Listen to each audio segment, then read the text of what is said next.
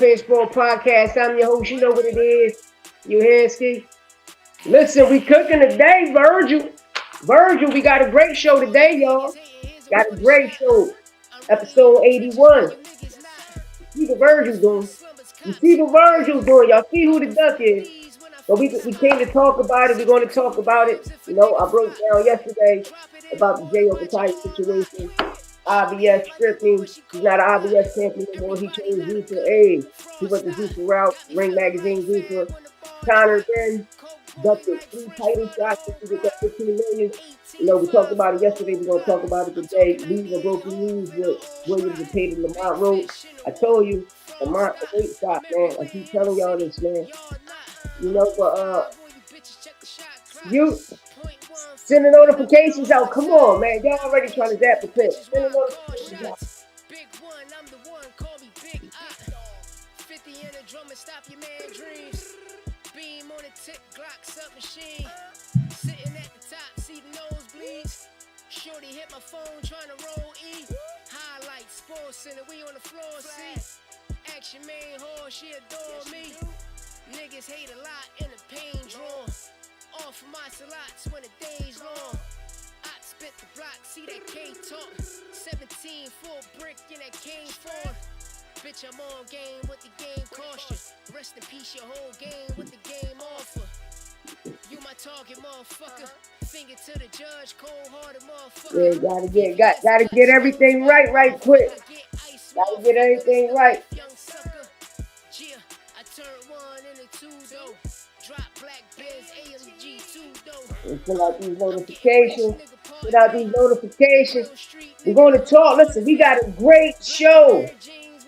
Billy and Ethan postponed against Andrew Zayas talking about moving up to 175. Abdullah Mason, Stan Hook, Joe Cardine, Kevin Farmer, Chris Silver. Listen, we got a great show today. We're going to cook up the Vergil situation. Vergil topic heavy.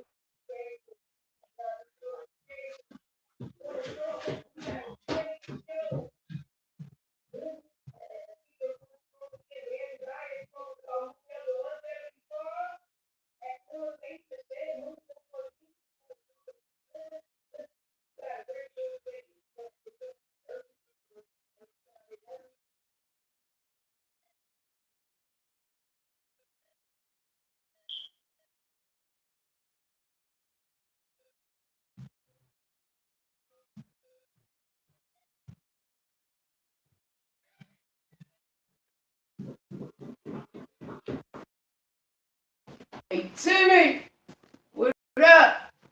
Yeah, he about to be shelved. Vergil about to be shelved. Give me a second, y'all. Let me send this. Let me put this. My apologies, y'all. Damn, what is the situation there? Put the link in the chat. I'm gonna put the link in the chat. You know, if the link don't hit up wherever you at, Facebook, YouTube, you know, just light it up. You know, and pop up on the player. Know what I mean? Pop up on the player. But besides that, you know, we talking about it, man. We talking about it. And shout out my guy Timmy T. Timmy stamping it, you know. Vergil about to be shelved. The world know that. The world know that boy about to be shelved. The world know that boy about to be shelved. It's crazy, man. Yo, I got something good coming. Shout out my guy Low Nose Boxing. You know. Shout out my guy Low Nose Boxing. You know, holding it down for a brother. Got something good coming, y'all. Hey, shout out our queen, Timmy T. What up? Everybody that's pulling up, what up? You know, we're going to talk about these dogs. Time to cook. You know, Vergil Ortiz. Vergil Ortiz Jr., man. I've been calling it. I've been stamping it. You know, Rick Laurentian works for Vergil, you know, so whatever Vergil says Rick want to do, you know, we watching a lot of people coming up with narratives that people don't really know about. You know, a lot of us know about criminal court. It depends what state you in, because there's certain type of laws. I know here in Pennsylvania, this is a Commonwealth here in Philly, so it's a whole different story. But lawsuits, it's hard, y'all. Lawsuits, you know, the verbiage is different type of languages. You know, one word can have more than one meaning, or one word can just mean that meaning. But the key thing is, I want people to understand is Oscar De La Hoya still want to fight. It's just that you're not going to go in there and negotiate. I am. I'm your promoter. This is my job. This is what I do. So now you see who really don't want to fight. Yo, this shit happened at 147. That's why I want to know where all these people was at. Like, y'all was so much Vergil fans. All right, when Vergil was at 140, like, why he didn't get the title shot? Why he didn't get the chance to fight Maurice Hooker at 140 for the title? Why he ain't fight Bud Crawford? You know, even when he moved up to 147, 2022, you had the opportunity to fight Stanionis. But Stanionis ended up getting. They zapping me already. They zapping me already. We game all night. What up? Yo, they zapping me already. Damn, y'all see a couple people. You seen like 20, 30 people coming here, then you want to zap me. It's crazy. But it's cool though, because I know I'm standing on the truth and I'm telling the truth, but it ain't nothing wrong. You feel me? It go both sides. But you know, I'm just explaining the whole history of this Vergil situation. You know, Vergil Ortiz at 147, you know, had an opportunity to fight Stanionis. You know, they gave him some affordable names. People will look at Sullivan. Listen, them niggas was ass. We're going to keep all of the fighters was at PBC. PBC had all of the best fighters. And under PBC, Cameron Duncan had the best fighters. Cameron Duncan was a manager. Rest in peace, Cameron Duncan.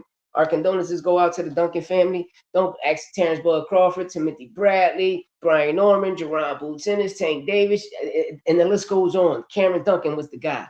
But and this early in their career, Boots been at welterweight for 10 years at the time. And then that's when I'm gonna break you down the whole history of the shit. 2018, Keith Thurman, Sean Porter, niggas was ducking Boots. From 18 on up, when Cameron Duncan took over Boots' career and had him on Showtime and stuff, and had him on Showbox, his career, he was taking off. The kid was making great money, and niggas was ducking him. So a lot of people at PBC at the time was claiming, oh, well, he never fought a former champion. They gave him Sergey Limpinus, he knocked him out. But at the end of the day, all of the great welterweights at the time in Boots camp, now I mean, Boots was knocking all of them off. All top 10 affordable people from Castillo Claxton, the Olympian, knockout power, destroying them. Front line, what up? Destroying them. You know, when Vergil Ortiz moved up the 147 to the welterweight division, you know, he seen Sullivan, certain fighters, certain fights he got. Ain't nothing wrong with that. Even he finally got a chance to fight Maurice Hooker, but it should have been at 140, not 147. It should have been for a title shot. So, you know, the opportunity comes around in 2022 when Stanionis became the WBA champion, the regular champion.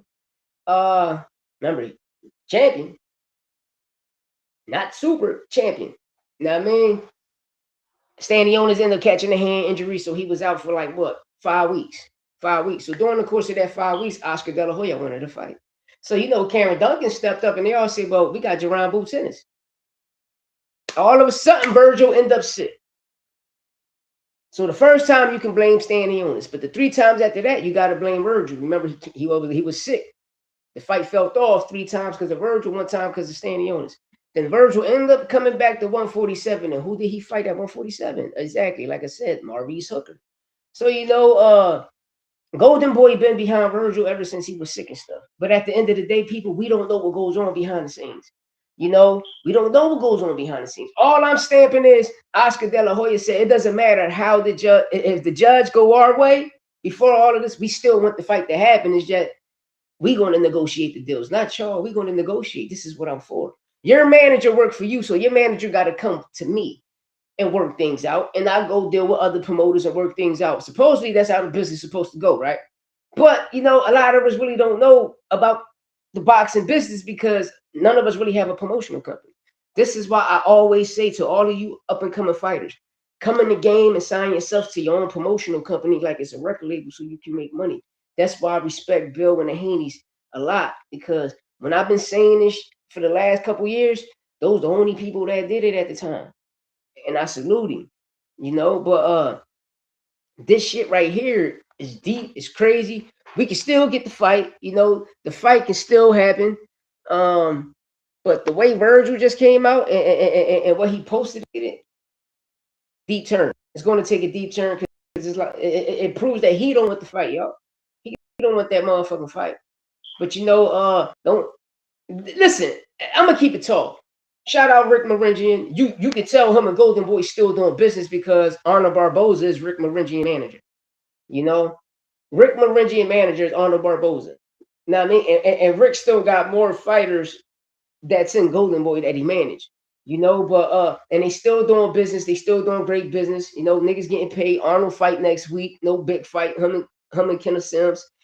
Great card. We got a great card. From Fendora on down. It's a lit card. Then on top of that, the key thing is you're dealing business. But I'm starting to think is I won't be surprised if Robert Garcia take over a Vergil situation. And what I mean by that is Vergil going to end up turning on Rick Maringi and say, man, you did what you can do, but I think Robert can do better. And I always thought Robert was his manager, until Rick came out and Rick started looking like that. All I can say is Rick doing his job. I mean, if your fighter tell you what to do and tell you such and such, and you go over there and you do what you do, hey, this is all of the uproar about Rick doing his job. He doing what his fighter tell him, and that's it. But we don't know shit about these contracts because that's what people saying. Only one person went to the court, and shout out the Puerto Rican kid KG. KG was the only content creator that was there. You know what I mean? But besides that, everybody just speculating and going off what other people say. And what other people post. A lot of people say shit be public information. I be trying to find my case on Google. I can't find none of that shit. Know what I mean? Real rap. I can't find. I go to Pacer. Sometimes you got to buy. Man, I'm not doing all that. I thought the shit was free. Know what I mean? And my record fucked up. I mean, my juvenile record, I got 23 of arrests as a juvenile. I got over 11 arrests as a fucking adult.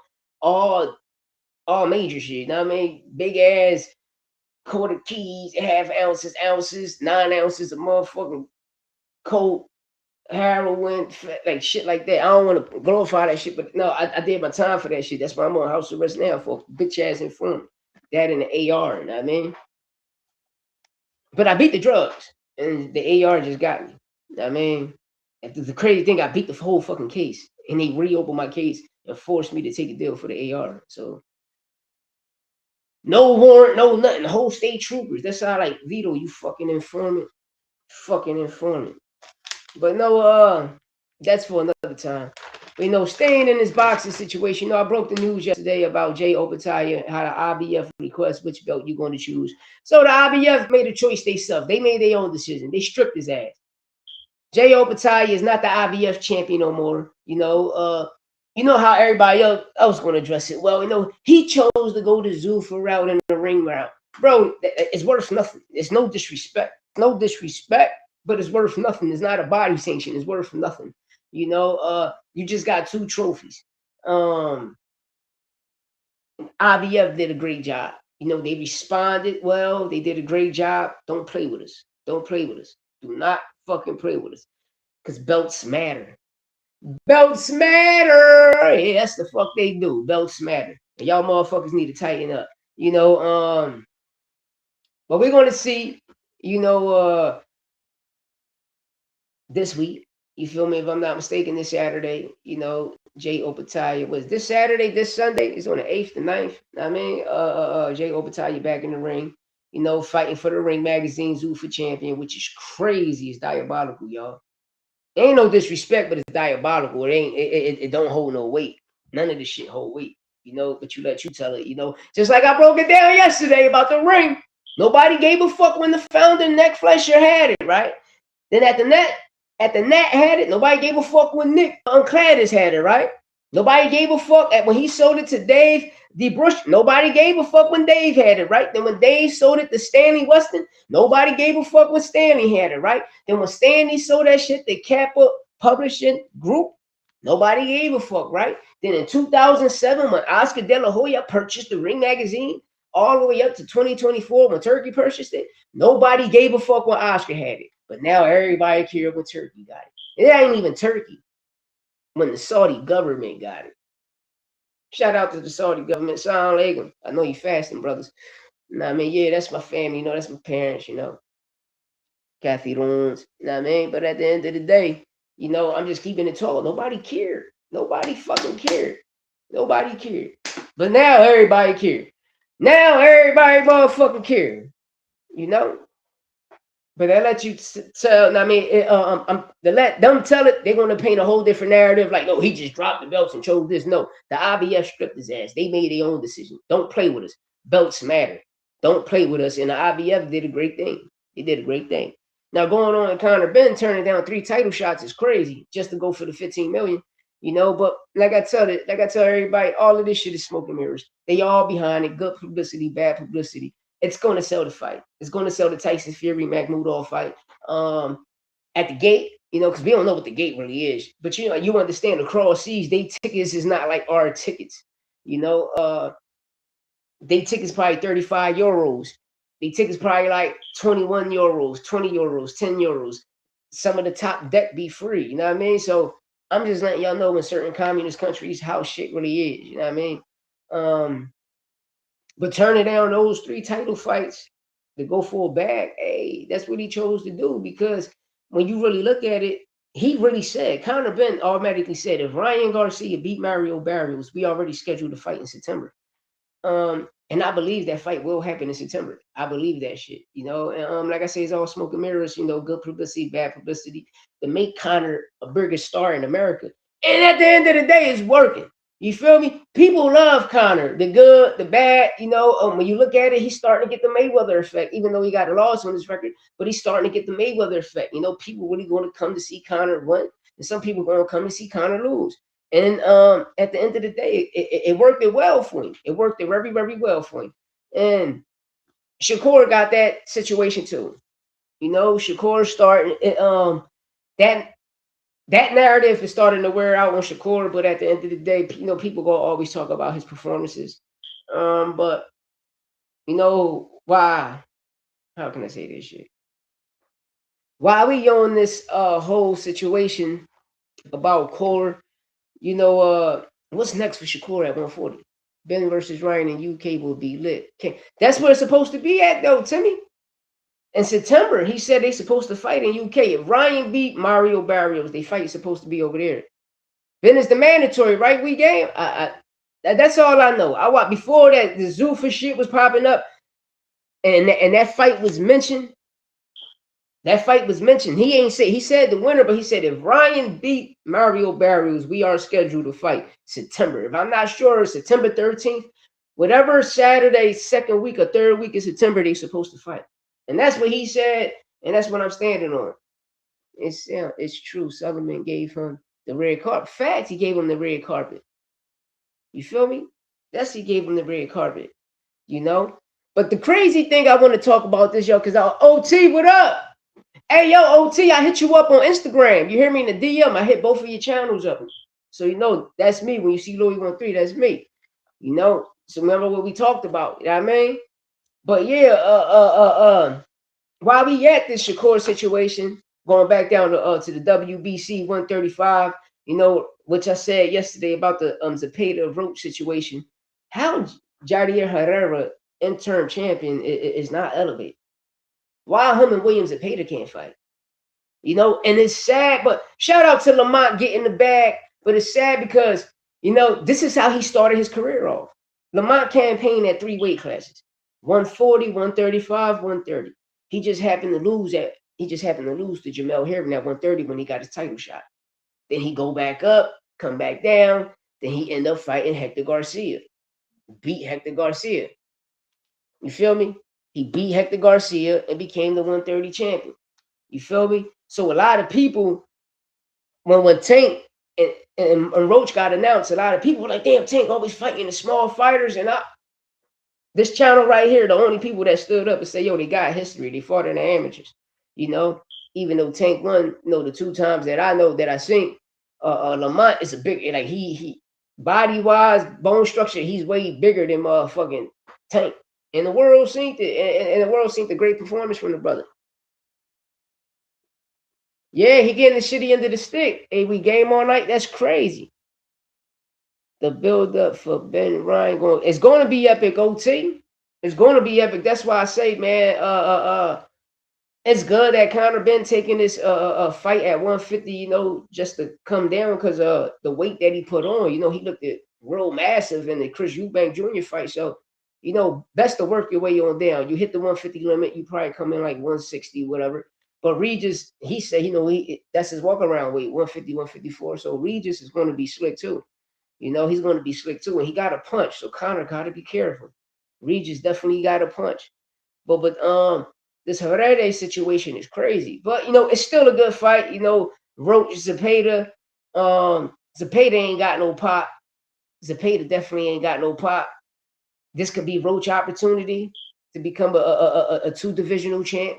You know, this definitely is opportunity. You know what I mean? Especially history for the DMV, a WBA and a WBA, a WBA and a WBA BC title holder at 130, 135.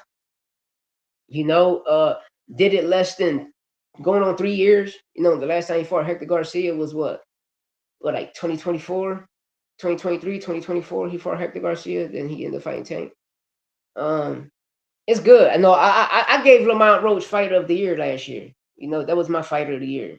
You know, people thought I was joking around. Like, no, he like shout out Mario Barrios, but you know that Abel Noble shit. Like, he really lost that fight. And shout out, I mean, Abel Ramos. Shout out Abel Ramos for beating my cousin. You know, had a tremendous game plan. You know, I told cousin, I said, man, listen, y'all young niggas be gassed out. Y'all gas out too much. You know, when y'all gas out, you throw a punch, people think you loading up on your punches. No, nigga, you gassed out. We don't understand what's the point of intern champs, how they just skip my facts. That's the key thing, bro. No mandos. This is why I'm the intern champion. I'm your mando, bro. Fight your mandatory. You feel me? The belt is vacated. So as we know of, since it's vacated, the intern's supposed to be elevated. But y'all not elevating the intern. So if you're going to have a eliminator for the situation, Herrera should be number one. You feel me? And whoever's ranked number one above that, if it's Zepeda, well, Zepeda should have that opportunity against Herrera. But, you know, I guess Lamont there. Shout out to Pro Box TV. Hey, shout out to Pro Box TV. And I think PBC behind them too. Hey, certain shit happens, man. Certain shit happens, you know. But, you know, it's going to be a great fight, you know. But I want y'all to check out all of these snack fighters, you know, are really testing positive for RH, GH, you know, a recombinant human growth hormone, which is undetectable after 48 hours. You know, hey, there's a lot of that going on over there. That's why they only want you to take VADA testing. Don't believe me? Just look at it. Why are you thinking these fighters jumping up multiple weight classes to fight? If he draws it again, we gonna call him the draw master. That nigga Uno, you know how I draw 4? That nigga Uno for real. If Roach get another draw, this nigga Uno for real. The draw master. I ain't never seen no shit like this. He the fighter of the decade. If Roach get another motherfucking draw, he's the fighter of the decade. We gonna call him little draws. Little draws, the big draw. Matter of fact, we gonna call him the big draw. Because every time he come in and fight, he get a motherfucking draw. Real rap. Real rat, because that Pitbull joint was a great fight. But, you know, I thought Pitbull won the fight. You know, I seen Lamont coming on strong at the end. But, you know, it's always about the first half of the fight.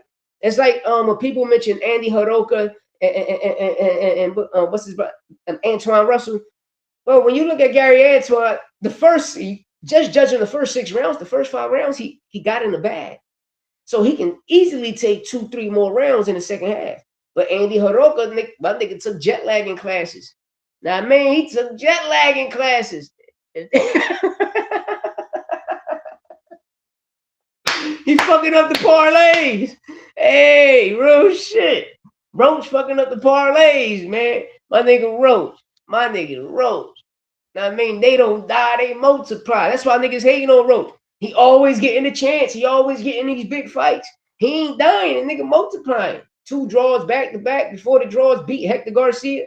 Hey, salute to Lamont Roach, you know, always keeping your name relevant and in these title situations. You feel me? Real rat, you know. But yeah, man, I love this shit, man. But what y'all think about a frontline? If you still on here, what you think about this brother, Xander Zayas in his last interview saying he might move up to 175? No. To me, you know, Xander's a big guy. You know, I never seen him up close in person, but you know, like when you seen him next to Emiliano Vargas, he's massive. You know, he's huge. You know, so his walk around weight probably up there, 168, 170 around there, 172. So it'll be great for him, especially if he can move up there, even though everything's occupied right now. We're gonna see. We're gonna see. Hey Xander, if you can't make the weight, bro, fuck it, move up. Real rap. Keep your legacy going, brother. If you can't make the weight, move up. You already conquered what you conquered. You the king of 154 right now, bro. Now, man, you conquered the division. You can move up if you can't make weight. Don't hurt and harm yourself. We understanding that this Josh Kelly situation is trying to take place, but the Boots and Vergil situation ain't going to happen. Vergil stamping that shit. Vergil stamping that shit. So what's next for Boots? It might be Zayas. It might be motherfucking Josh Kelly. The reason I state that because Boots is the WBA intern champion. And when he moved up, he tried to secure the bag to fight Telez. Telez ended up fighting the Boss Baru.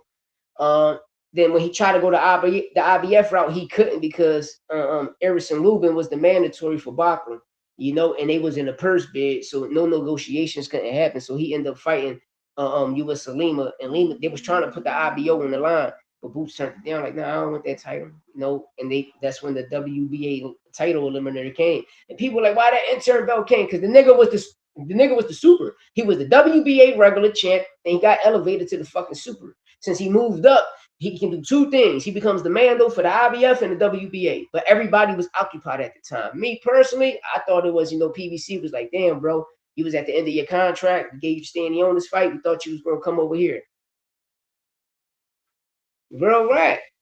Said because he shouldn't have been at one. Yeah, he shouldn't. Because what's so crazy about 147? Boots been there for fucking 10 years. He was trying to fight the Keith Thurmans, the Earl Spence, the Bud Crawfords. He was trying to fight all the brothers, but never got it. Never got the opportunity. He never got the opportunity to get the fight with those brothers.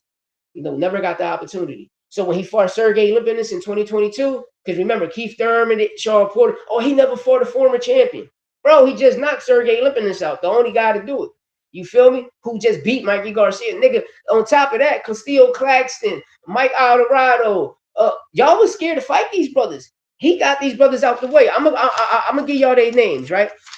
That was in the clash, right? Castillo Claxton, top welterweight at the time, an Olympian, WBA and NAB welterweight champion, 6-time national champion. Came in the game with Boots got him out of there. Vergil gonna fuck it up. Vergil fucking up the whole situation. He got standing on this out of here. Delorme, like when he knocked Delorme out, Bud already did it. So when Bud and Boots did, he already injured. Cameron was a heavy name that came in the group at the time for the welterweight division when Boots, Castillo Claxton, Roman Villa, when Vergil moved up, Armando Alvarez, and Chris Van Harden, the WBO champion. Boots beat all them guys. What you think he walk around at? Who? Oh, Vergil? I don't know. I know Xander's saying he moving up. He game on like if you still trying to make weight, you shouldn't be there. In fact, you shouldn't be there like Richard Hitchison. I agree. Richard Hitchison need to move up. He need you need that snack. I'm telling you, that snack, bro. That snack got that motherfucker, that RHGH shit, that recombat human growth hormone, you know what I mean? D1, what up? What up? What up, my brother? But for Xander, his last interview, y'all can go check it out. He's saying he might move to 175. Hey, D1, what you think about that? Xander last interview, I seen it yesterday, saying that he might move to 175. Know what I mean? It can be a big possibility. And all I'm saying is, bro, if you can't make the weight, go. Don't. Bro, you've been there for a little grip. Go. Know what I mean? Go. Yeah, that snack get you right, man. That RHGH get you right. EJ admitted he was 170 looking Vergil Lubin. Yeah, he looked, yeah. But that's one thing, like these fighters, when they rehydrate OTB, bro, these motherfuckers come in. Like, it'd be crazy. And shout out one of my Ohioans who, I was on a live yesterday, but I popped up on a live. Shout out to Abdullah Basin, Cool Boy Steph having a beautiful Ramadan. Shit. Cool Boy asked Dula what's next, and Dula said Joe Cardina. Dula stamped is Joe Cardina next. Last night on IG, he stabbed his Joe Cardina. You think the snap pack's still the wave? Yeah, but this is the crazy thing we game all night, right? The snack that we purchase, the fighters don't take that. They get injections. They don't take this. They don't take the supplement, the pill version. They get injections, and they all get something different. That's why they come with a doctor. When you want a snack and you're a snack fighter, they give you 6 doctors. Shout out Santos Boxing. We broke that shit down. Dan is saying he going to go to 175. Tell me he belongs nowhere near 154. Now, never ever are you kidding me, bro? These trainers make these kids cut weight fast. They make them cut too much motherfucking weight, man. And that's a motherfucking fact, D1. Do you wish when Turkey was involved? Now, I'm going to keep it real, bro. Boots, he had that Conte pack. Well, Boots, right? This one thing Boots did, and this is a fact. You just see my cousin lost to Abel Ramos. When he moved up, him and Eddie, they was trying to get the Tellez fight, which was supposed to be. That's why you always heard me campaigning for the Tellez fight. I take zinc magnesium from Snack every single night, and it's the best magnesium on the planet. I'm gonna try it then. I'm gonna try it. Yeah, nah. But I heard a snack pack, the pill version, good. I'm gonna try it. Thank you, D1. That shit real good like that. But I need to try that shit.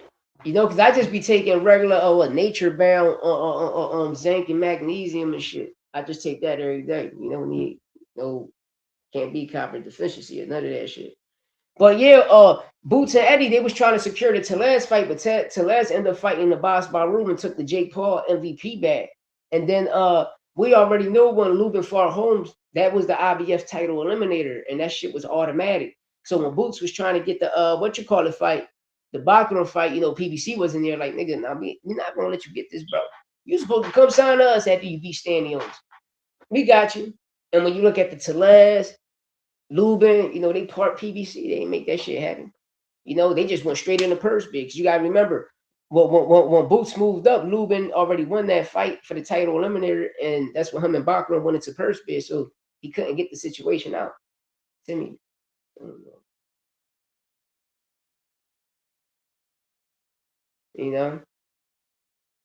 know. And that's the key thing. Like, he had the opportunity, but they never gave it to him. So right now, since he's the WBA interim champion at 154, him and Xander it's the fight to go. But Boots and Kelly is already in Kelly contract, really in both of their contract. But at the end of the day, it's like, if Xander's saying he's too big right now, that he can't cut the weight and make the weight, go up to 175, bro. But at the end of the day, like I tell all of these trainers, I even tell my son, you got, like, when you cut weight, just stay at your walk around weight. That's the best thing to do.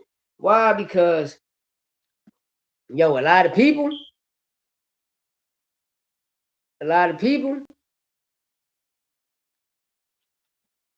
and a lot of these trainers, they just do a lot of shit for the bag, man. They do a lot of shit for the money. They don't really care about their fighters. If you 160, 168, why the fuck is you cutting weight to get the 130 or 135? You feel me? Like, for instance, when you shout out Albert Bell. Albert Bell was like, what, 6'2", 6'5", fighting at 130, 135. He couldn't get no fights at 130. He's been calling out Shakur at 130. They said Shakur ducked Albert Bell at 130. Albert Bell was Shakur mandatory at 130, and he ducked him. So now he moved up to 135. He got a title eliminator against Andy Cruz, which Raymond Mortalia was supposed to fight Albert Bell because Albert Bell became the mandatory. So, now you got a title eliminator with Andy Cruz, and it's like, me personally, Andy, this is the wrong fight you took. Not this one. His reach is too long. He can fight you tall, he can fight you long. Albert Bell got great footwork. It's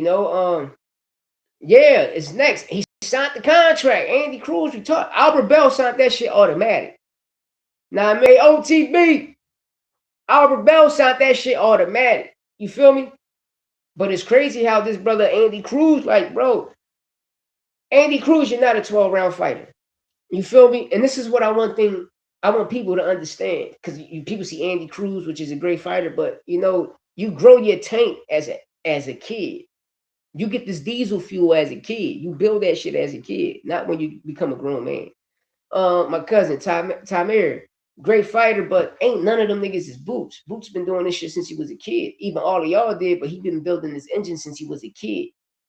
You know, bro, he scared the shit out that bull, bro. He scared the shit out of Ray Ray. He scared the shit out of Ray Ray. That's why they made this shit a title eliminator. Listen, Albert Bell ain't going to listen. If I was Albert Bell, I'd go like try 140, 147. 147, he'll cook all them niggas. Even at 140. Albert Bell was nice. Yo, if Albert Bell just need his opportunity. He get his opportunity, is over for a lot of people. It's over for a lot of these fighters. If Albert Bell get his opportunity, it's over for a lot of these fighters. Shakur ducked him at 130. Fuck what I'm saying. Go look at it. Shakur ducked him at 130. Low key, it may be a bad fight for Andy. It's a very bad fight. We game all that. He gonna whoop Andy ass. You feel me? It's just like the Raymond will tell you, all right, Andy, you landed more punches than Raymond. You know, but you thought you would get the victory. But nigga, you fighting the champion. You gotta take that shit from me. You feel me? On top of that, you wasn't even listening to your corner. Bo, was he telling you, like, bro, press this nigga. We practice for everything. So now we see how he coming now. What we worked on, press that nigga. You got to have him on his back for he ain't wanted to do it. That shouldn't have been his game. But that's the key thing. My cousin, the guy that was training him, his dad that was coaching him in the corner, his dad was giving him the information and advice. That's Lawrence. Shout out cousin Lawrence. You know what I mean? Like we family through like my aunt married they uncles and they got kids together, you know, so that's how our bloodline intermingle and shit, you know what I mean? All of them need more programs. That's what I'm saying. Ain't none of them niggas is Boots. But this is the key thing. I tell my son to tell you. I say, y'all know what cousin should start doing? Flying a bunch of amateur Mexicans out here so y'all can get work with. So y'all can understand them. Because in the East Coast, all we know about all flashy shit. Sticking the jab, being great boxers. When you go to the Midwest, them niggas, majority of them niggas, even like Earl, the black Mexican, all pressure fighters. You feel me? Yo, hey, D1, that boy cut weight like crazy. That's why I say he a dangerous fight for a lot of people down there. Shakur ain't want that fight. Shakur took the Mayweather effect. Remember when Mayweather was Paul Williams at the time, when Paul wanted to fight Mayweather, I think it was like at 140 some shit. Mayweather ain't take that fight, but I think he too tall for me. You're not impressed with Bell? I like him. He just is that what I see in those weight classes with him. If he was like at 147, like he could put on Boots, Bud type of performances. I believe Bell can. I seen him. I like him. I seen him. Hey, we got a great one coming. And we got that interview coming, baby. Don't worry about it, OTB. Just listen on Instagram. I hit you up on Instagram, both of the pages you got. Just check out your DMs. You know what I mean? You know what I mean? And you know. Yeah, he ducked it, Winky. Yeah, Mayweather ducked it, Winky. Winky, high guard defense. Winky was one of the truth, man. Jab was crazy. This is to me. I thought Winky had a tight jab. He had a beautiful jab. The high guard. Listen, Winky was the shit. Is that his opportunities, man? Yeah, we game. Shout out my brother Low Nose Boxing. I told you I was gonna go that route. Shout out Low. We got something good in the works. Got something good, you know what I mean? Trash tune-ups, even though we both know Tim Zo was a mid tune-up. He just an oil change. You feel me? He half of the tune-up. He's an oil change. But one thing about Earl, because I went back and watched Derrick James fight. Yeah, check it out. You heard OTB? I'm not writing Bell off, but I want to see you. I agree with you though. I agree with you. I agree with you. But you know, like certain clips you like I say, certain clips you see at gyms when these fighters get in the ring, they don't have those type of performance. But what I'm blaming, just like D1 said, these niggas the way how they cutting weight. So when you cut weight, to me, I'm just saying to me, I don't know. I ain't never been that fucking big. I'm only 5'4". So I'm not 6'5" and 170 pounds going down to my size, 130, 135. I don't know, would it slow you down? You feel me? Because the rehydration is crazy. And Derrick James was trash, but he fought like a Mexican. That's the point I'm getting. You see how he changed Earl Ho's style from the amateurs to pros? He said why he beat a 28-year-old Winky. Hey, shit happens. You feel me? Shit happens. But a lot of Winky other fights, Winky was a dog, man. Shout out to Roy Jones too. If I'm not mistaken, he was a Roy Jones fighter. Roy Jones used to always put him on his cars and shit. The Floridan. But I liked the Winky, man. Winky was a tough fighter, man. Vargas was 21 while he beat a 28-year-old Winky, man. Hey, you ain't lying about that one. You ain't lying about that one. And shout out to my nephew, Chris Colbert, called out my nephew. Shout out to Performer, you know what I mean? Shout out Niece Poker, you know what I mean? What up? Hey, that's a great fight for both fighters. It's a big name for both fighters. Y'all get some money together, Chris Colbert, one of the primetime promotion. Shout out Chris. Oh, mentioning that, shout out Edwin De Los Santos signing to Brian Norman Promotions. Brian Norman got a new promotion called Throwback Boxing Promotions. Shout out Brian Norman Jr. and Throwback Boxing Promotions. New signee, big dog, Edwin De Los Santos. Let's motherfucking go. Damn, so he just took him off of Zuffa. Wasn't no slouch. Winky had over 40 fights when Vargas beat him too. Yeah, that's a fact. That's a fact. The one thing about Vargas, though, like you say, he was a great fighter. Definitely was a great fighter. No, but Winky was the shit. Hey, D1, I like the Winky. Winky was the shit, No, Winky was the shit. I liked it. It was just certain opportunities, man. Certain opportunities. And at the end of the day is, it's all about the person you fight, your opponent. It's all about the person you fight. Yeah, the Normans. Shout out to Normans. Throwback Boxing Promotion. They just signed Edwin De Los Santos. Now, I mean, shout out. Now, man, I'm just not. Me and the Normans, like, we ain't beefing. We just be bitten, having fun with this shit, man. I'm going to see, can I get a senior up on this joint, because we've been talking a lot of shit in the DMs back to back. On Instagram, I be warring with all these, Instagram, especially Twitter. Vergil Ortiz got my Twitter took, y'all. I can't believe this shit. I can't. Listen, I'll show y'all the appeal and everything. Rick Marengian, Vergil, Turkey, all them niggas bring back. They got my shit took them. Talking about I'm bullying and harassing. Motherfucker, how I'm bullying? All right, y'all see me doing this live, right? So if I do this live and when I'm off the live, I share it to to Twitter, X. I go on X, I got thousands of views. But then you just take my shit and say, oh, you bullying, you harassing. Yo, come on, y'all niggas be soft. How Edwin signed to Zuffa and Brian? I don't know. That's what I'm saying. I seen them sign to Zuffa. You feel me, D1? That's why I don't really understand, But Brian Norman, they signed the nigga. Because I seen some saying Edwin De Los Santos signed to Zuffa Boxing. This was like 2-3 weeks ago. 3 weeks ago. Before the Conor signing, I seen that, and just yesterday, Brian Norman Jr. comes out saying, he's starting his own promotional company, Throwback Boxing Promotions, and his first signing is Edwin De Los Santos. I said, damn. Yeah, that shit was basura, Throwback Boxing Promotions. It's something great for him. TBBP, you know what I mean?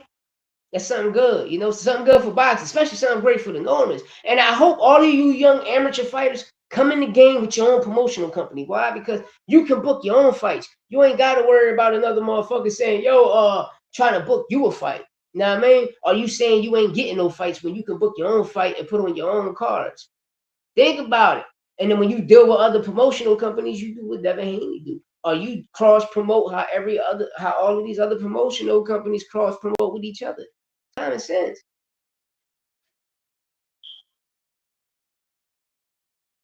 If that's true, that's fire. That's fire. That's fire. You know? But you see how the IBF just stripped Ja Operaia. They ain't listen, we ain't gonna let you make. We gave you an opportunity, fuck that. 4 hours later, we making the decision. Give me that shit. Give me that shit. You want the ring and the Zuffa belt, go get it. Know what I mean? You go fight for that shit. Go fight Brandon for that shit. Well, they stripped him. He did not drop the IBF. They took that shit. They made their decision and went back and took it. Remember yesterday when we broke the shit? They went back and took it. Right after we got offline about 12 o'clock, the decision was made. They took that shit. You know, then you got Bivol and the boy Efer postponed it again. You know, Bivol holding these titles hostage. You know, shit. When you go to 160, Janet Big suspended, and he's still the champion. Like how the fuck you suspended for a year by the WBO and the IBF? Like, bro, like I don't know what the IBF gave him. I think it was like a 6-month suspension. I'm just shooting off the hip with this one because I don't know. I think the WBO and Gustavo and them motherfuckers suspended him for a year. Didn't take no title. Didn't take nothing. How? How? Oh, I get it. I told you the WBO is top ranked belt. You know, but Brian Norman Jr. want the rematch with Devin Haney. You should have had a rematch clause, bro. You should have had a rematch clause. I agree with you. I agree with you. I agree with you, we game. A game, I agree with you. But take the IBO. Go the IBO route. Take the IBO. It's a cool body sanction. They still put up numbers. They still got great champions. They still got a champion. Canelo been ducking that 168. Shit, a lot of people is. I mean, when you look at Iglesias, the IBO champion at 168, like, come on. Eddie Hearn had time with Operaia and he didn't get him any unification fights. And I get him trying to. I feel you. Because remember, listen, a lot of people got to look at Boo Boo Andre's situation. When Eddie Hearn came over here and grabbed Boo Boo Andre, people got to be mindful, though, at that time, De La Hoya, like Golden Boy, Top Rank, PBC, certain other promotional companies over here, they didn't want to deal with Eddie. Remember then when Canelo ended up leaving Oscar, started doing this thing, he signed that 7-fight deal for $275 million with Eddie and shit. You know what I mean? But now look at Eddie, the last one laughing on top. You know, issue is that Ali X stops them from doing facts. Yeah, it do though. It do, but I'm sure they can partner up with someone else to do it. I believe relationship this go, but it can happen. You know, or go try to fuck with the IBA. You know, go over there, fuck with their tournaments, and see how that situation will work. Yeah. And you hit that shit right on the nail though with this one we game all night. But I'm sure they can partner up with someone else to do it, but leave the relationship disclosed. So if one of these relationships disclosed, so if one of these sanctioned bodies get bought out and go to Zuffa, we know what's up. Yeah, they all listen. Turkey, son, Turkey got what you call it. He got shares into the zone with the Russian nigga and Eddie and them. So all of this shit is just smoke and mirrors. You know, that's what we was talking about yesterday. You know, shout out. Like the interview yesterday was a big interview. Yeah. But you got to remember, Frank, the nigga that brought Turkey in. You know, because remember, when Riyadh season started, like back then, like early in the game, and then like 2015, you started in 2016, you started to see it. It really wasn't fucking popping. Then Frank Warren ended up bringing them in through the boxing route. You know, and whatever they promised each other, they promised each other. You know. But hey, the IBF, they stripped that nigga. They stripped Jay Operaia. You know, 4 hours later. Hey, give me that. We ain't gonna listen, give me that. Give me that. We ain't playing no games. Go ahead with the ring and the Zuffa title. Go ahead. You know, but if we game all night, the IBO will be a great body sanction. You know, just like you said, you gotta keep shit disclosed. Keep shit disclosed, man. You know. But yeah, getting back to Tevin Farmer and Chris Colbert. Chris Colbert starting his own promotional company. Like you said, shout out Brian Orman Jr. Signing Edwin De Los Santos, starting Throwback Boxing Promotions.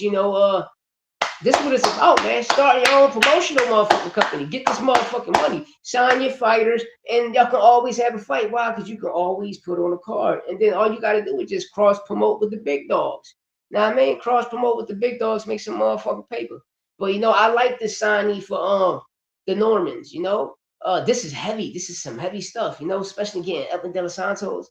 And both of them brothers in camp getting working with each other. Hey, it brings excitement. I want to know how that sparring match goes. What? Norman Jr., Edwin De Los Santos, what? Money. But hey, we got a good interview coming. We got a big one coming. We got a big interview coming, y'all.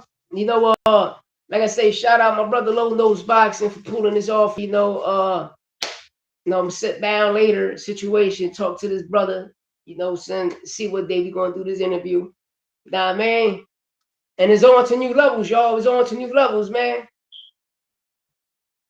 I don't like that for Brian Norman. He was too worried about boxing, bro. Too young to put his face on that. Yeah, but no. The only reason I say about that is, like, you heard me? Because you know how a lot of these fighters, like, yo, I see you. Like, this is what these fighters need to understand. There's a difference when you sign and when your brand signs, because you're coming in with your own promotional company. So even though you cross promoting with your own promote, you can still book your fights. Or if you don't got to fight, you can still book your own cards to make some money with your fighters.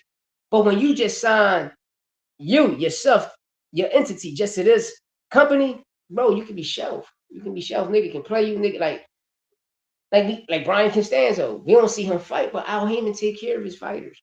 You feel me? All of these fighters make millions of dollars, and that's the back end of the money we don't know about. So when you see people coming up with large lump sums of money, all right, be taking that large lump sum, but it's more money on the back end.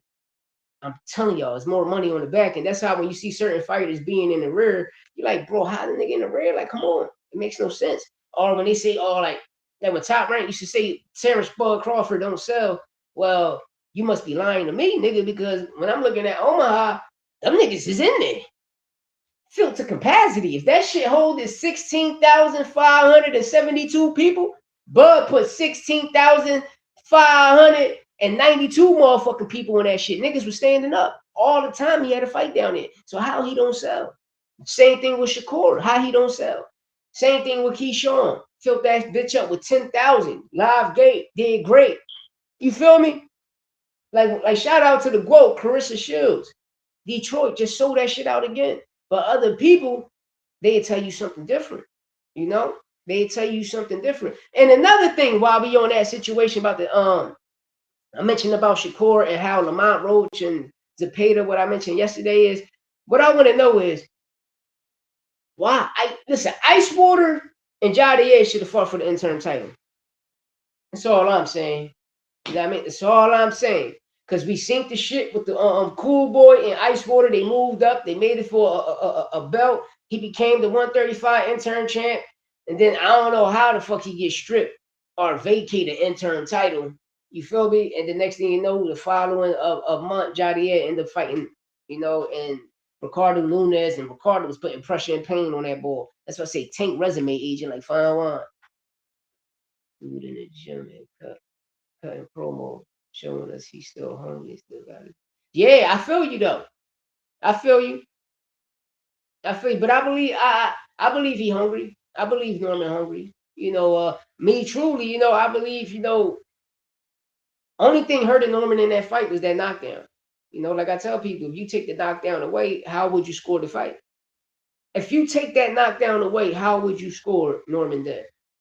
Because once the third round came, Dev went on cruise control. He just kept punching. The only time you've seen great shit behind it was that overhand. That overhand was deadly. He couldn't stop that overhand.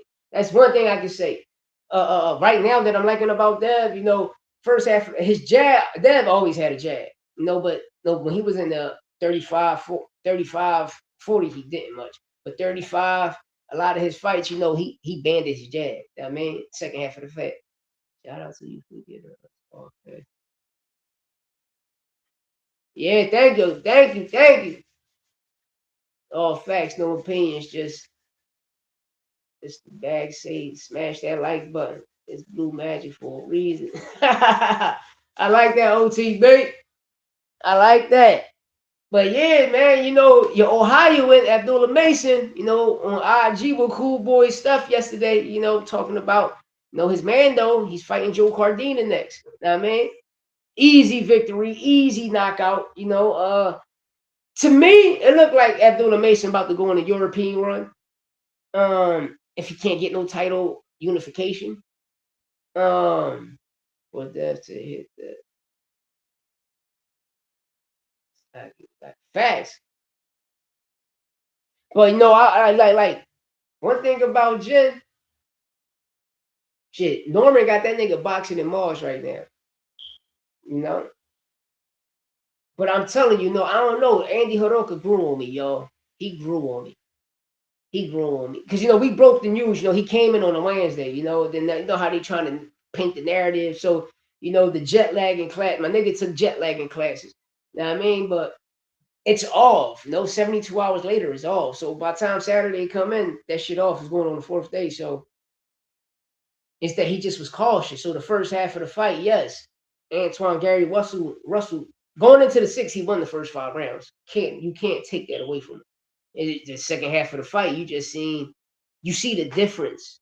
And what I mean by that is you see the tank difference. And what I mean by tank is the diesel fuel, the diesel engine you got. To become a 12-round fighter, bro, you got to pace that shit. You got to pace it. I always tell people this. And shout out to Shushu. Yeah, shout out to Shushu. Everything I tell my son, I sit back and probably like a year, 2 years later, a motherfucker will come out and say the same shit I just tell people. From hitting the arms, to drop a person guard, to change the fight in the second half, to when Tank took the knee, like people don't go through tradition no more, and learn. I know in the 90s when I was growing up, you get your book, they made sure in Philly we learned the rules of boxing.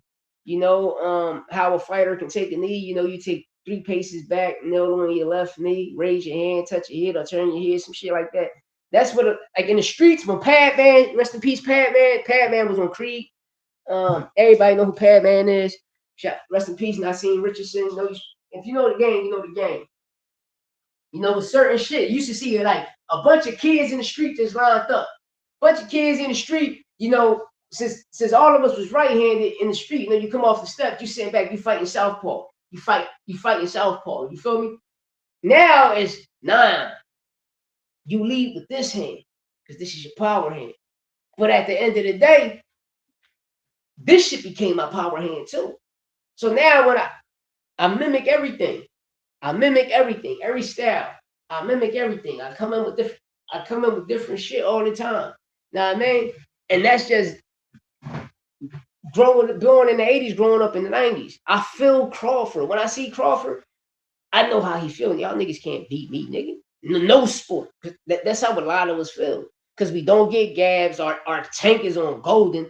Because you got to remember, when we was growing up, we didn't give a fuck about no game, no cell phone, because it wasn't no cell phone. We just had them big ass StarTech Motorola's and shit. Nigga, we went outside. We went to play basketball, football, box, flip outside. Nigga, bro, I used to go down to Richard Island Projects, flip. Take their mats, and I'm dragging 8 beds all the way back to my town, to my hood. And that was our trophy. So when you used to come to our lot, you used to see all these beds. Damn, y'all beat them niggas and took their beds. Yeah, we the best. Know what I mean? Then when I moved up to the Puerto Rican neighborhood, them niggas can't fuck with me and flipping and boxing and football, basketball. I was the best. Nigga, I felt like Jordan.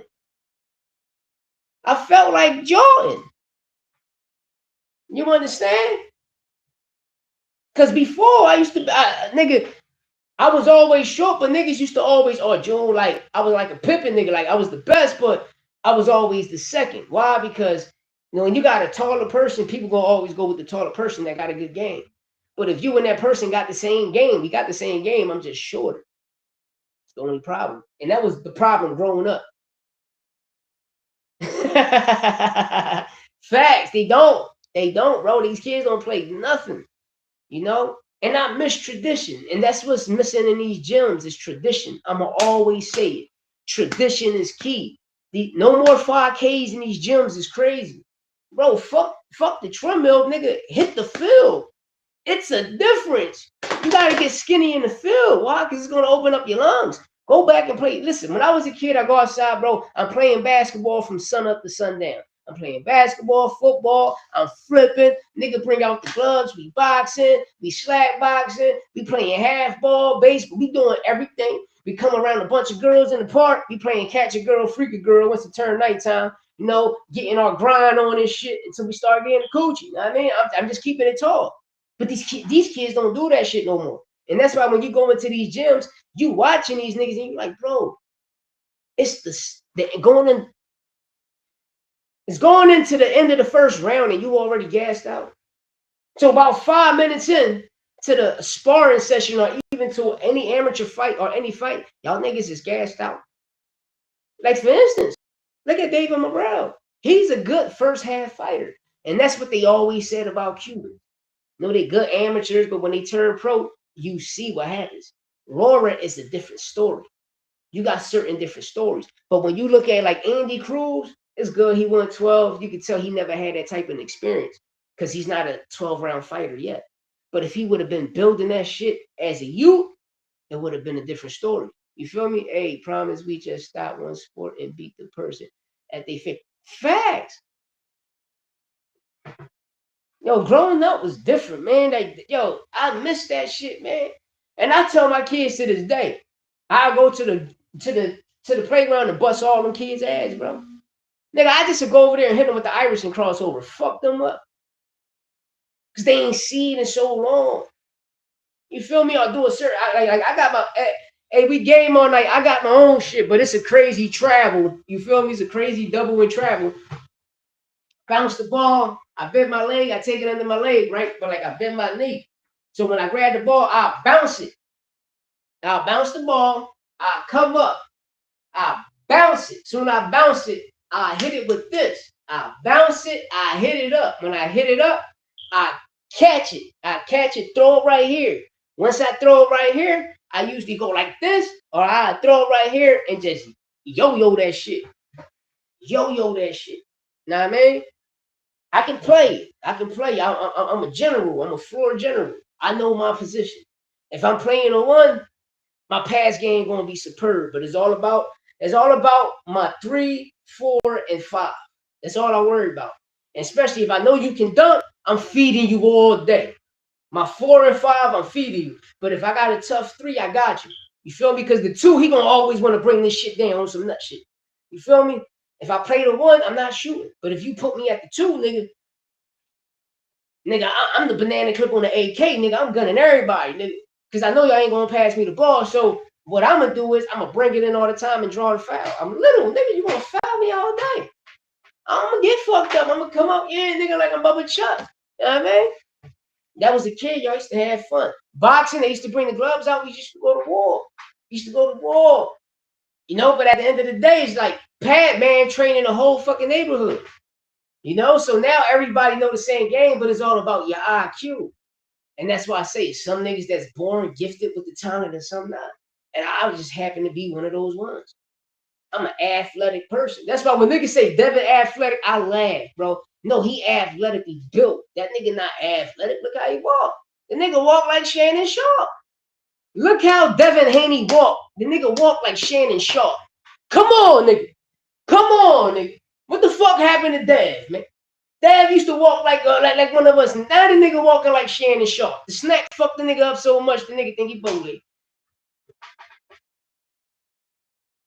I have to shoot to beat you on the court. Yeah, listen, pass games is crazy, bro. I know growing up as a kid, you always wanted to yoke motherfuckers. But pass game, that's why I see Magic Johnson was different, man. Magic, Steve Nash, Jason Kidd, bro. Shit, white chocolate game, yo. Pass game was different. And that's when I learned to become. Oh, this is what the one do. The one is the floor general. It's like you the quarterback, you the captain of the team. Nigga, I see the field. Nigga, if I was a quarterback in the NFL, nigga, if that play don't work, I'm calling my own play. If that play don't work, I'm calling my own play. I don't give a fuck if you got to get 11 catches a game, nigga. You getting 3 today because I'm feeding the niggas it's over. You feel me? And that's one thing about basketball, right? In the NBA. If this nigga got to take 25 shots and I'm coming off the bench, nigga, I'm taking 10 of your shots. Real rap. We're going to have to rumble in the locker room because, nigga, it's time for me. It's time for me to show my shit. You know what I mean? It's all showmanship, baby. That's crazy. That's crazy. Hey, that's a shot. You looking at your girl. That's a shot. Know what I mean? That's a shot. Actually, I ain't been in the playground for a while. I gotta get this shit off my jaw. You know what I mean? I love ball, man. I love ball. I used to play upstate in my state boots cooking, nigga. I was the littlest guy, but I could shoot. People like, damn, little motherfucker can play. Yeah, bro. I love sports, especially football, boxing. Football, throw it. Throw it as far as you can. I'm going to get it. I promise you. I'm going to get that shit. Baseball, I was good, but upstate, my team was ass. My team, it was the Badland Blue Jays. Nigga, we was 0-13 when I got paroled from up that motherfucker. We was old. We was losing the niggas that was 55 years old and everything. But we had a good game. Like, it was close games. You know how you get a close game? I felt like Lamont Roach, but I just ain't get the draw. I just got the loss. You know what I mean? They gave me the fucking laws. My team was ass. Know what I mean? But we was putting up good numbers. We was putting up good numbers, nigga. I hit the ball a couple times. I got like 4 or 5 RBIs. I ran home one time, brought it home for Jerome. Know what I mean? I did that shit. I'm scared. I look weird. Wow, okay. See me, when I was a kid, I used to go to I was in Slayton Farms and shit. When I was in Slayton Farms, I was in junior varsity in basketball over there. We was cooking niggas. Know what I mean? But we used to play like D-Lots, like LaSalle and all the like bad vocational schools, Glen Mills, all that shit like that. And like other state schools, like Delaware State, New York State, Ohio State. We used to play a bunch of different states and shit. And track, I was like, I can run fast and shit, but I only did all that shit to go on home passes and shit and fuck with the girls. Now, man, old head priest, oh man, I miss that shit. Get caught. Now, we getting caught inside the girls' locker room. I'm hiding on the bitches like this. The white bitches coming, I run out. Nah, man, you probably think I'm a fucking Mexican and shit. I had to run out the door. Nah, man. Louis, I saw you. I'm taking your home pad. No, the fuck you not. I'm going to get on the track right now. And I run the track. Now, man, this shit used to be crazy growing up, man. We had a teacher looking like Sergeant Slaughter. Yo, this shit used to be crazy, man. Then I end up going to motherfucking boot camp. I went to boot camp, bro. That shit was crazy. I ain't never seen no shit like that. You know what I mean? Nigga, first time I ever seen a beer up front of me, I was like, what the fuck? You know, like, and I always remember on National Geographic, a bear can't run downhill. And I seen that shit. Now, man, so you got the nigga Slopey, he up front. I don't know where the fuck Slopey was from. Then you had Loper. Loper was from fucking Newcastle, Delaware, because we was cool. I'm from Philly. I'm the third nigga. You know what I mean? Nigga. The Corporal Grove, Sergeant Woods, Captain, y'all niggas in the back. Major D, y'all niggas all the way in the back. Y'all telling the nigga don't move. Nigga, that bear in front of 3 little motherfuckers. It's a whole platoon, but it's 3 little motherfuckers in the front. And if that bear swing, he gonna knock all 3 of us the fuck out, especially those claws. So the 120-day platoon right there. Nigga, I seen that platoon, I seen that hill. So that nigga said, raw, nigga, I got skinny like a motherfucker. Everybody ran with me because the bear can't run downhill. On a flat surface, 30, 40 miles per hour, they're going to catch your ass. Nigga, you ain't catching me because you're going to start rolling over like baby tumble. Bro, they whooped my ass in that platoon. I got in that platoon, and I'm thinking the niggas going to say, yo, we good. Nigga, they whooped my ass. But I was alive, nigga. I was alive.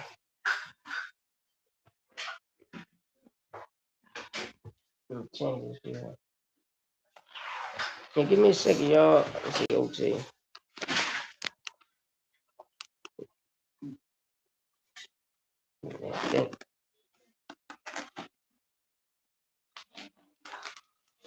Yeah, my shit was.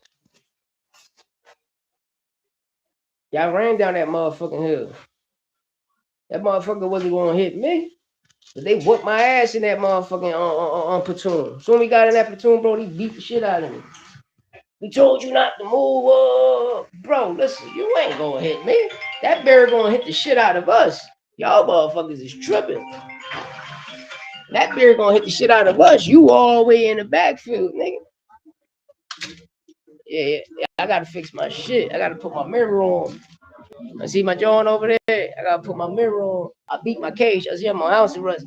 I beat my case. I come home. The law break my mirror and shit. Nah, man. They break my mirror. I gotta put fucking air in my motherfucking car. Waiting for my PO to call too. You know, can't wait. Be off this shit soon though. You know? But I love it, man. I love the sport, man. I love boxing. Been through a lot growing up. You know, yeah. Y'all see this? Yeah, this area of Killington and Philly. This how houses look on streets and shit. I mean, you know me. I come out here, put some motherfucking I get 2 tube socks. I put the gel boxing gloves. You get 2 tube socks. You put smash the tissue. Get the cheapest tissue. That hold like 250 or 500 sheets. Squeeze it real tight. Stuff it in a tube sock. Tie the tube sock up. Put them on as a boxing glove. That shit build all the insurance, bro. Keep it compact. You feel me? Keep it compact. I mean, that's why you used to do the gym. Get that shit, go to the handball court, punch the wall. Punch metal. That shit just you hit a nigga, that shit over, bro. Night. Straight split shit, night. You know? But I'm glad everybody tuned in. They pulled up on me, you know, tuned into the the Cooker Bible. You know, shout out my co-host Santos Boxing that pulled up on us. You know, OTB, get at me. We game on that. You already know, bro. We got the interview, my niggas. We got the interview. Shout out Low Nose Boxing. Front line with us. Y'all already know D1. I appreciate you. You know, Timmy T, you already know what it is, my broski. You already know. Bridge talk. We talking bridge talk. You know, but I'm gonna get up on out of here, waiting for my PO to call. You know, hopefully pull back up later. You know, but I appreciate everybody that tuned in. We up on